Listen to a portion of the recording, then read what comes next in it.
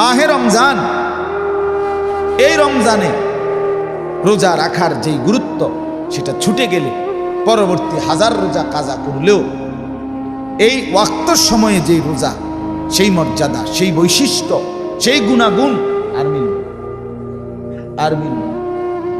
আর হবে না।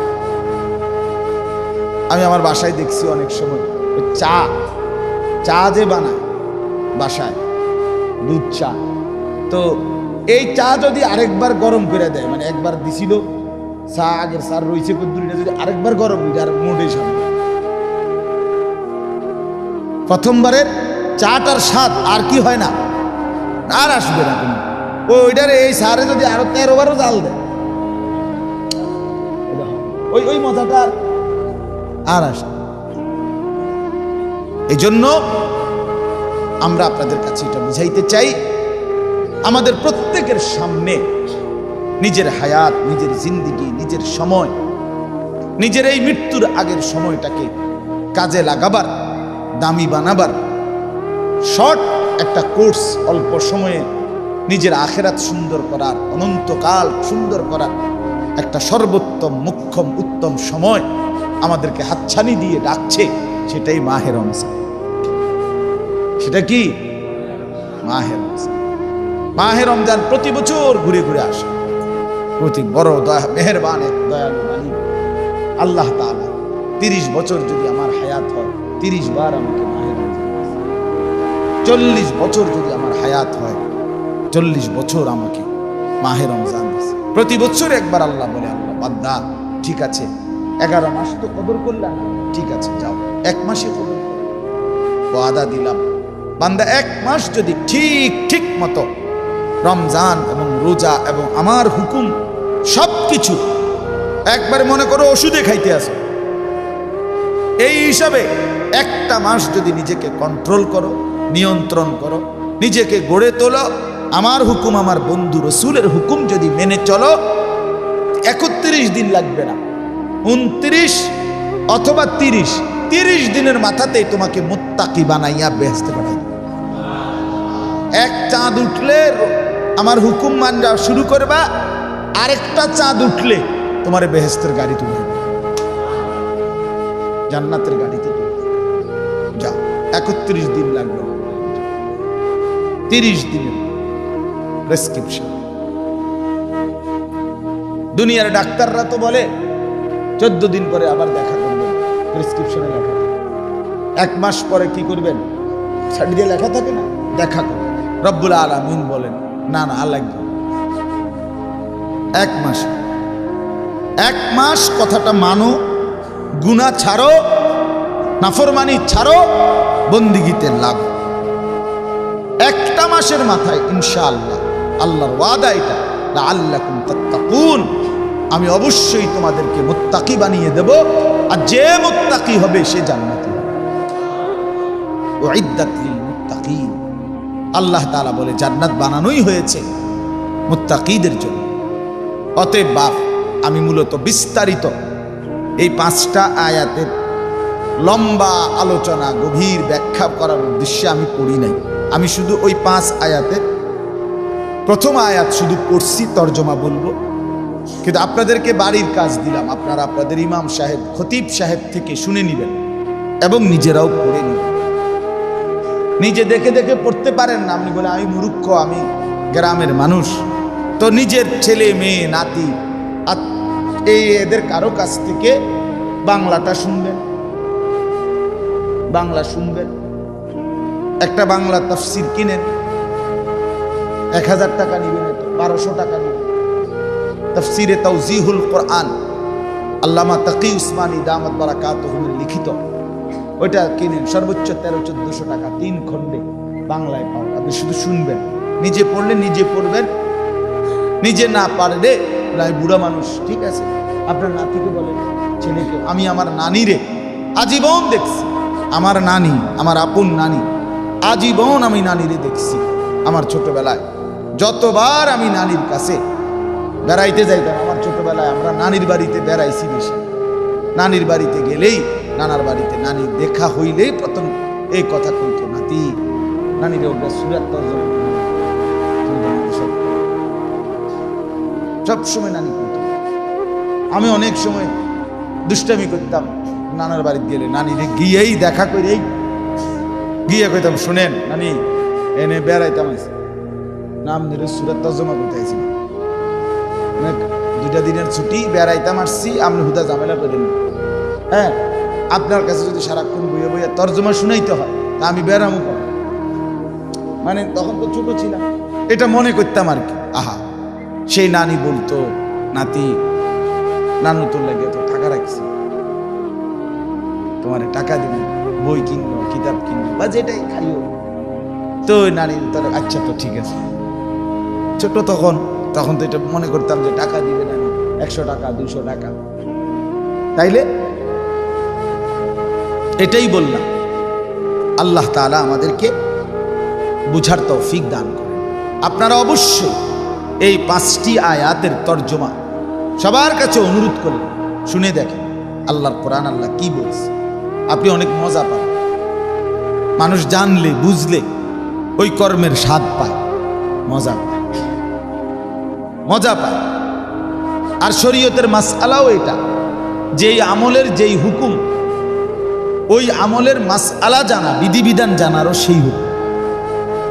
এটা আপনি যে কোনো আলেমকে জিজ্ঞাসা জানেন। অর্থাৎ নামাজ 5 ওয়াক্ত, এটা ফরজ না সুন্নত, এই জন্য এটার বিস্তারিত সকল মাসআলা জানা এটাও ফরজ।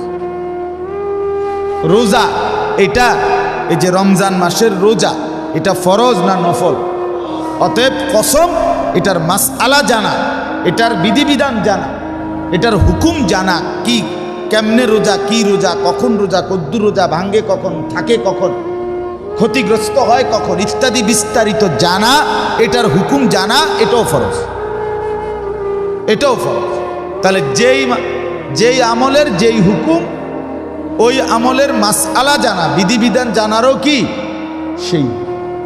তাহলে আপনি যে জানেন না, আপনি যে নামাজের অসংখ্য মাসআলা জানেন না, নামাজের মাসআলা এতটাই জরুরি যে একেবারে কসম খোদার আমি এখনো প্রতিনিয়ত নামাজের মাসআলা নিয়ে পেরেশান থাকি।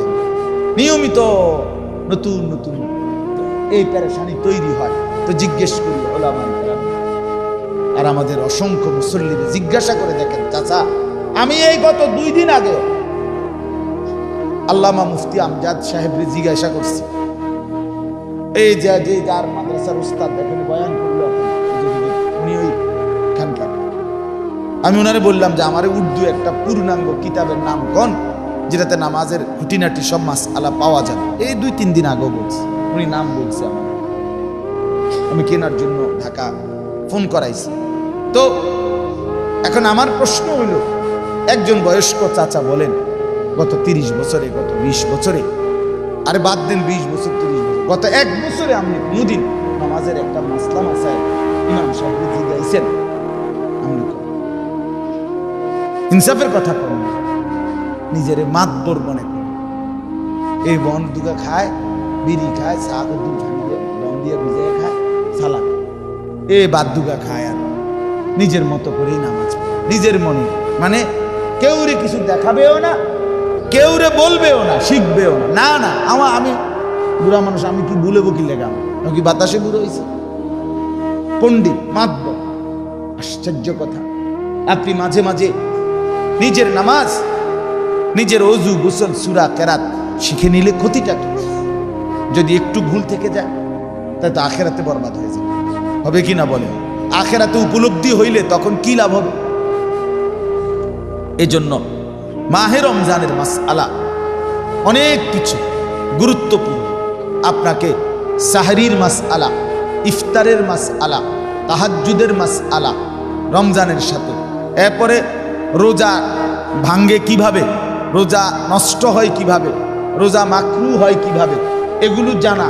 এরপরে দিয়ে রোজা আমার কাছে কি চায়, রোজাতে গুনাহ থেকে মুক্ত থাকা, রমজানের শেষ 10 দিনে এতেকাফ করা, রমজানের প্রথম 20 দিনের মধ্যে কি কি বন্দিগি করা, সবে কদরের ইবাদত কি, তারাবির নামাজ কিভাবে পড়ে, কখন পড়ে, কেমনে পড়লে উত্তম, কতটুকু পড়লে উত্তম, এই সব কিছু রমজান সম্পর্কিত গুরুত্বপূর্ণ মাসআলা মাসাইল জানা আপনাদের উপরে ফরজ। আপনাদের উপরে ফরজ, আপনারা খামখেয়ালি করতেছেন। রোজার কিতাবে এনেছে ভাত খাও, সন্ধ্যা রাইতে ইফতার করবেন, এই তো রোজা। এটারই শেষ রাত্রে দুগা ভাত খাও পাঙ্গাস তেলাফিয়া দিয়া, আর সন্ধ্যা রাত্রে বুট মুড়ি খাও, এই এতটুকুই রোজা না। রমজান অনেক গুরুত্বপূর্ণ ইবাদত।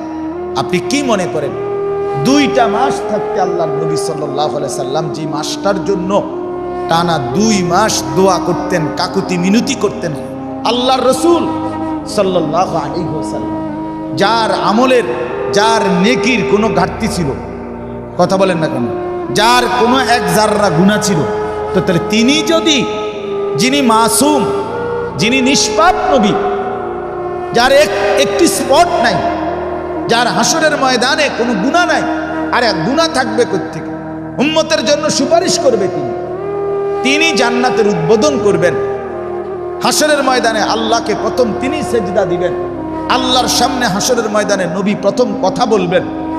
আল্লাহর নবীর হাতেই হাসরের ময়দানে আল্লাহর প্রশংসার পতাকা নবীজির হাত মুবারকের মধ্যেই থাকবে। অগণিত মর্যাদা, অগণিত বৈশিষ্ট্য নবীজির হাসরের ময়দান পরকালকে কেন্দ্র করে। সেই নবী 2 মাস লাগাতার আল্লাহর কাছে দোয়া করতেন, মাওলা 2 মাস আর মাত্র এত কাছে এনে হায়াতটা নিয়েন না মাওলা, রমজানটা দেখাইয়া যা হয় হবে, কিন্তু রমজান পর্যন্ত পৌঁছে অবাল্লিগ না রামাবা, দেন না মাওলা রমজান পর্যন্ত পৌঁছে। এই জন্য আমি আজকের মূল বক্তব্য আমার এই কথাটাই, মাহে রমজানকে কদর করেন। একজন মুসলমানের উচিত রমজান মাসে একটু আলাদা প্রস্তুতি নেন ইবাদত। আমি রমজানের জন্য আমার অন্যান্য ব্যস্ততাকে আপনি কমান, আপনাকে এটা করতেই হবে। আপনার যদি আখিরাত লাগে, আপনি যদি মুত্তাকি হতে চান, আপনাকে একটু হইলেও আলাদা আপনার কথাবার্তা, চলাফেরা, আপনার কর্মব্যস্ততার ভিতর দিয়ে আপনার মধ্যে এটা বুঝতে হবে যে আপনি রমজানকে আলাদা ইবাদতের জন্য প্রাধান্য দিচ্ছেন, এটা বোঝা যাইতে। আপনি যদি আব্দুল কাদের জিলানিও হন, আপনি যদি কাবা শরীফের ইমামও হন, তারপরও আপনার উচিত মাহে রমজানে আপনার দ্বারা বোঝা যাইতেছে যে এবারে রমজানের কারণে একটু আলাদা। কথা বোঝেন না? উনি ব্যবসা কমায় দিছে, দোকানের টাইম কমায় দিছে, দুনিয়াবি যায় ঝামেলা কমায় দিছে, অন্যান্য কাজ কমায় দিছে, শুধুই আল্লাহর ইবাদত, জিকির, তেলাওয়াত, বন্দিগি, কান্নাকাটি, দোয়া, ইস্তেগফার, এই জিকির আজকারের মধ্যে লেগে গেছে। আমাদের যে সকল মসজিদে তালিম হয় ফাজাইলে আমাল, শেখুল হাদিস হযরত মাওলানা জাকারিয়া রহমতুল্লাহ আলাই, এই উনার জীবনীর মধ্যে আছে, উনি 60 বছর যিনি একটানা বুখারী শরীফ পড়াইছেন, এই বিশ্বের শ্রেষ্ঠ মুহাদ্দিস, যুগ শ্রেষ্ঠ আলেমে দ্বীন তিনি যখন রমজান মাস আসতেন পুরা পৃথিবী থেকে আলাগ হয়ে যাইতেন। কোনো মানুষের সাথে দেখা সাক্ষাৎ, কথাবার্তা, কোনো সফর, কোনো বয়ান, কোনোখানে যেতেন না। তো পুরা সাহারানপুর, ওনার যেখানে থাকতেন ভারতের সাহারানপুর এলাকার মধ্যে সমস্ত মানুষের মুখে মুখে তখন এই আওয়াজ উঠত, সবাই বুঝতো, বলতো শায়েখের এখন রমজান মাস,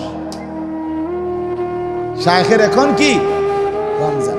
অর্থাৎ যে কোনো মানুষকে দেখতো যদি দূর থেকে আইসা ওনার সাথে দেখা করতে আসছে, যেমন আমি সকালবেলা 12টার আগে আমার মাদ্রাসায় প্রতিদিন লোকজন দেখা করতে আসে, আমার বলে মাহফিলের বিষয়াদি নিয়ে কথা বলে, কারণ 12টার আগে আইলে আমার হুজুররা সবাই কয় যে হুজুর এখন ঘুমে, মানে অর্থাৎ আপনি এত আগে দেখা করতে আসতেন, উনি বইয়ে থাকা লাগবে। কথাটা বুঝছেন? এটা তারা বুঝে, জানে। তো ওনারা সবাই জানতেন যে শায়েখের এখন রমজান মাস, উনি রমজান মাসে গোটা দুনিয়া থেকে আলোক হয়ে যায়, গোটা পৃথিবী থেকে আলোক হয়ে যায়।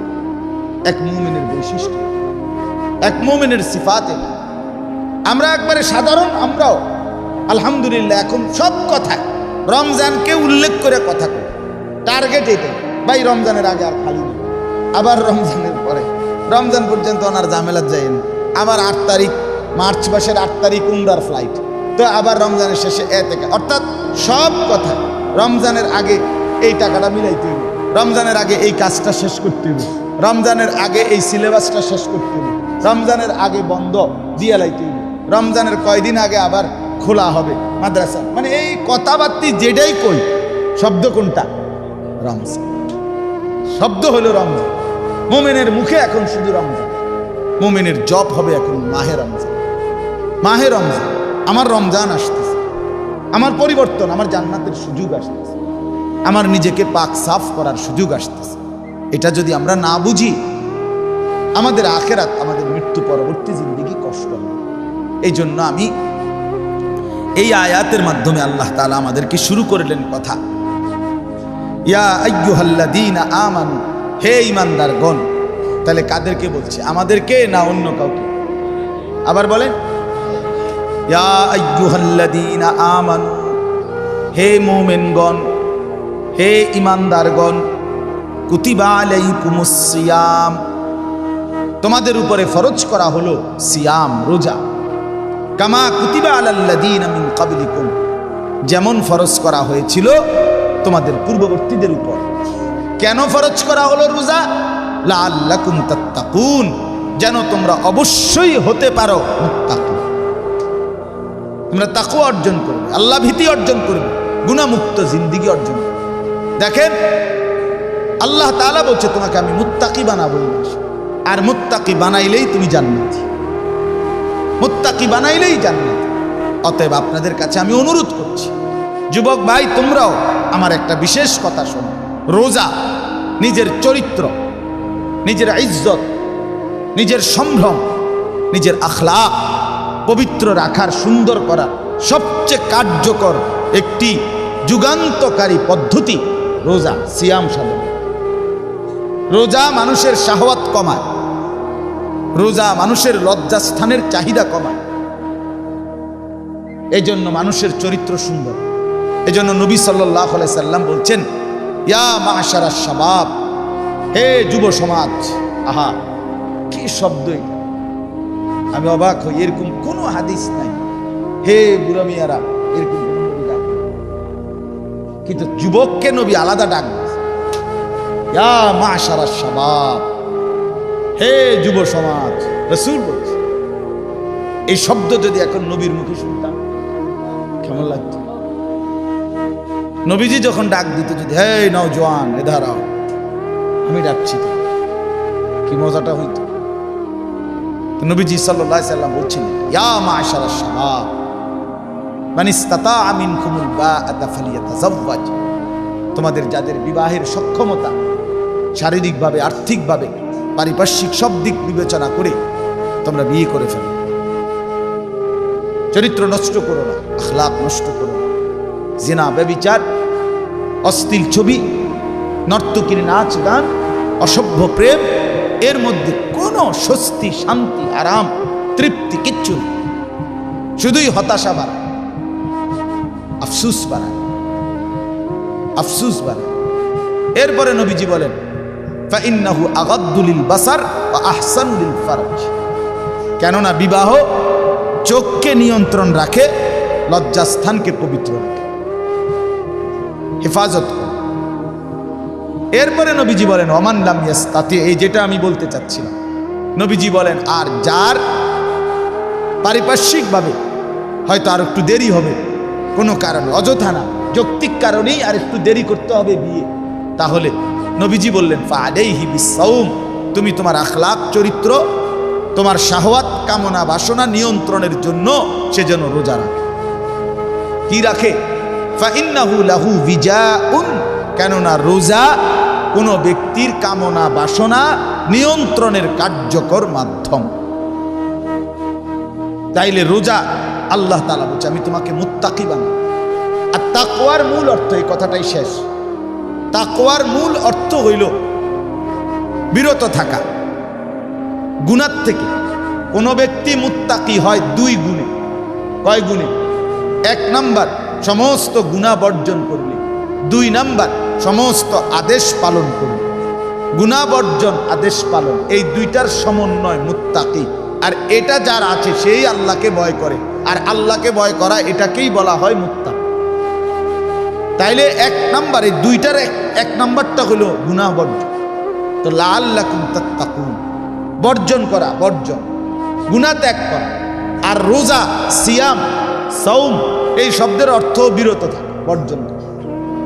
as-সাওম, রোজা কাকে বলে? রোজা গ্রহণ করাকে বলে না, রোজা বর্জন করাকে বলে। কথা বুঝেন নাই? আমরা খানা গ্রহণ করাকে রোজা বলে না, বর্জন করাকে রোজা বলে। পানীয় গ্রহণ করাকে রোজা বলে না, বর্জন করাকে বলে। স্বামী স্ত্রীর মেলামেশা এটা করাকে বলে না, বর্জন করাকে বলে। বর্জন করা, ছেড়ে দেওয়া, ত্যাগ করার মধ্যে রোজা। এই জন্য রোজার মধ্যে, রোজার হাকিকতে এটা বর্জন। আর মানুষের জিন্দিগির মুত্তাকির প্রথম সিফাত, জান্নাতি ব্যক্তির প্রথম গুণ বর্জন, মানে সে গুনাহ বর্জন, গুনাহ বর্জন। এই জন্য আল্লাহ তাআলা বলেন বৈধ জিনিস বর্জন করাইয়া, যেমন ডাক্তার বলছে গরুর গোশত আপনি আর খাবেন না, কেন? যেহেতু কোরআন সুন্নাহ এটাকে হারাম করছে, এই জন্য। আপনি আর কখনো চিনি খাবেন না, কেন? কোরআন সুন্নাহ এটা হারাম করছে, এই জন্য না। তাহলে বৈধ জিনিস আপনারে দিয়া বর্জন করাইয়া আপনার জীবনের চিকিৎসা, রোগের সুস্থতার করা হয়। ঠিক তেমনি ভাবে আল্লাহ তাআলা বলে মিথ্যা, চুরি, ডাকাতি, জিনা, ব্যভিচার, মদ, জুয়া, সুদ, ঘুষ, হারাম উপার্জন, এগুলো কি ক্ষতিকর না উপকারী? আল্লাহ বলে তোমাকে সেই ক্ষতিকর উপাদান থেকে বাঁচাবার জন্য আমি আল্লাহ আগে বৈধ জিনিস থেকে বর্জন করাইলাম। খানা বন্ধ করো, অথচ এটা হালাল। পানীয় বন্ধ করো, অথচ এটা হালাল। স্ত্রী, স্বামী স্ত্রীর পবিত্র সম্পর্ক, এটা হালাল। কিন্তু এটা ছাড়ো, বৈধটা ছাড়াইয়া তোমার প্রকৃত যে টার্গেট অবৈধ, এগুলোর থেকে বাঁচাইতে। এই জন্য যে ব্যক্তি রোজা রাখে, রমজান মাসকে পায়, অথচ মিথ্যা, অন্যায়, অশ্লীলতা, নাফরমানি, হারাম রোজগার, বাটপারি, সিটারি, এই মোবাইলের নাচ গান, উলঙ্গ দৃশ্য দেখা, এই যুবক ভাই, এটা যদি চলতেই থাকে তাইলে তোমার এই রোজার কোনো অর্থ নেই। এটা রোজা না, রোজা মানে বিরত থাকা, রোজা মানে বর্জন করা। অতএব আমরা প্রত্যেকেই আমাদের হায়াত, আমাদের জিন্দিগির কদর করে আমরা যেন এই রমজান, আর একটা মাস নাই, আমরা ইনশাআল্লাহ পূর্ণ গুরুত্বের সাথে মাহে রমজানের হক আদায় করার চেষ্টা করব। ঠিক আছে? ইনশাআল্লাহ 5 ওয়াক্ত নামাজ পড়ার সিদ্ধান্ত নেন, রাত্রিবেলা তাহাজ্জুদ পড়ার সিদ্ধান্ত নেন, 20 রাকাত পূর্ণ তারাবি পড়ার সিদ্ধান্ত নেন পুরা মাস। ঠিক আছে না? ইনশাআল্লাহ। হ্যাঁ, সেহরির সময় 2 রাকাত, 4 রাকাত, 6 রাকাত নফল নামাজ পড়বেন। ইফতারের সময় দোয়া করবেন, সারাদিন বেশি বেশি আল্লাহ তাআলার কাছে দোয়া করবেন, কালেমার জিকির করবেন, ইস্তিগফার করবেন, জান্নাত কামনা করবেন, জাহান্নাম থেকে চাইবেন। আর সব কিছুর উপরে ঢাকনা দিবেন একটা জিনিস দিয়া, অর্থাৎ গুনাহ মুক্ত জীবন দিয়া। অর্থাৎ আমার নামাজ, আমার তাহাজ্জুদ, আমার ইফতার, আমার সেহরি, আমার রোজা, আমার তারাবি, এই সবটা হবে গুনাহমুক্ত অবস্থা। কি মুক্ত অবস্থায়? এটা ঢাকনা। 10 আইটেমের খাবার ছোট ছোট বাটিতে দিছে, উর্ফি দিয়ে একটা কি সুন্দর কাপড় দিয়ে দিছে, ঢাইকে দিছে। এই ঢাকনা, এই ঢাকনাটা হলো গুনাহ বর্জন, গুনাহ বর্জন। আল্লাহ তাআলা আমাদেরকে, অনেক ছেলে বাইরে কথা বলতেছে, এই অপদার্থদের জিন্দিগি হলো এই সমস্ত ওয়াজ। আমার একটা প্যাকেট দিব, আমি আসছি দুনিয়াতে একটা খাবারের জন্য, আমি খাবো আর টয়লেটে যাই, ধরলে টয়লেটে যাব, খালাস। আর বাকি টাইম মোবাইল, নারী, ছবি, হ্যাঁ, নর্তকী, হাসি ঠাট্টা, লাতি উষ্টা, চিৎকার চেঁচামেচি, হই হুল্লুর, এই কিছু অপদার্থের জিন্দিগি। আহা, চলো মিয়া, চলো, এমনি এমনি শেষ হয়ে যাবে, এমনি এমনি হায়াত চলেই যায়, চলেই যায়। বহুত বড় আফসোস। মুসলমানের সন্তান একটা জিলাফির গ্রান পাইলে 3 ঘন্টা ঘুরতে রাজি, 1 প্যাকেট বিরিয়ানি, 1 প্লেট খিচুড়ির জন্য হাঁটবে, কিন্তু একটা সেজদা। এত বড় দুশ্মন, এত বড় বেহায়া, নির্লজ্জ। যেই জন্তু, যেই জানোয়ার কোনো বাড়িতে খায়, সেই বাড়িতে সে পাহারা দেয়। কিন্তু মানুষের বাচ্চা আল্লাহর দেওয়া রিজিক খায়, আল্লাহকে সেজদা, এটা জানোয়ারের চাইতে অথবা, এটা পশুর চাইতেও নিকৃষ্ট, এটা বেহায়া, বিবেক, নির্লজ্জ। আল্লাহ তাআলা আমাদেরকে বোঝার তৌফিক দান করুন। আর কোন কথা? আলহামদুলিল্লাহ রাব্বিল আলামিন। মাওলায়ে করিম আপনি মাফ করে দেন আল্লাহ, রমজান পর্যন্ত হায়াত দান করে বঞ্চিত করি, এই মাওলা বঞ্চিত করিলেন। আপনি হায়াত না দিলে রমজান পাবো কিভাবে? এত কাছে এনে বঞ্চিত করি আল্লাহ, আপনি মাফ করে দেন। এলাকার সমস্ত কবরবাসীদেরকে মাফ করে দেন, আমার জ্যাঠাকেও মাফ করে দেন আল্লাহ। আমার ভাই নামেও একজন মারা গেছে, আল্লাহ তাকেও মাফ করে দেন আল্লাহ। আমাদের প্রত্যেকের বংশধরকে মাফ করে দেন, কবরগুলোকে আপনার নূর দিয়ে ভরপুর করে দেন। আমাদেরকে তো এই পর্যন্ত হায়াত দিছেন, আর কয়টা দিন দেন মাওলা, আর কয়টা দিন দেন। বাবা চাচা মুরব্বীদেরকেও হায়াত দারাজ করেন, জওয়ান যুবক ছেলেগুলোকে বদলে দেন আল্লাহ, বদলে দেন, বদলে দেন। ছেলেগুলো খুব দরকার মাওলা, ইসলামের জন্য, কোরআনের জন্য, দ্বীনের জন্য, আগামীর ইসলামকে সারা পৃথিবীময় ছড়িয়ে দেওয়ার জন্য এই ছেলেদেরকে অনেক দরকার। শুধু শুধু নষ্ট হয়ে যাবে কেন মাওলা? শুধু শুধু নষ্ট হয়ে যাবে। এক পবিত্র মায়ের ঘরে মায়ের পবিত্র দুধ খাওয়ার পরে মুসলমানের বাচ্চা সেজদা দেবে না কেন মাওলা? আপনি দয়া করেন, আপনি দয়া করেন, আপনি দয়া করেন। আমার ভাই মাদ্রাসা কবুল করেন, এই মসজিদ কবুল করে নেন, এই মজলিস কবুল করে নেন। মা বোনদেরকে মাফ করে দেন, বাবা চাচা মুরব্বী সকলকে হায়াত দারাজ করুন আল্লাহ, জিন্দিগিটা সুন্দর করে দেন। মাহে রমজান হায়াত দান করেন, রমজানকে কদর করবার তৌফিক দান করেন, আপনার ঘর জিয়ারতের তৌফিক দান করেন, সবুজ গম্বুজ দেখবার তৌফিক ফের দেখতে চাই মাওলা, কালো গিলাফ আবার দেখতে চাই মাওলা, এই তৌফিক দান এই তৌফিক দান আল্লাহ। আপনার ঘরের গিলাফ, আপনার বন্ধুর সবুজ গম্বুজ যে মুসলমানগুলো আজও কখনো দেখেনি মাওলা, আল্লাহ এই চোখগুলোকে আপনি আপনার ঘর দেখায় শান্ত করে দেন, আপনার বন্ধুর রওজার সামনে দাঁড়াবার তৌফিক দান আল্লাহ। আমাদের প্রত্যেককে রমজানের কদর করবার তৌফিক দান।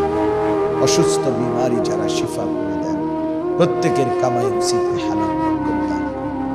রব্বির হামহুমা কামা রাব্বায়ানি সগীরা। সুবহান রাব্বিকা রাব্বিল ইজ্জাতি আম্মা ইয়াসিফুন ওয়া সালামুন আলাল মুরসালিন। আলহামদুলিল্লাহ।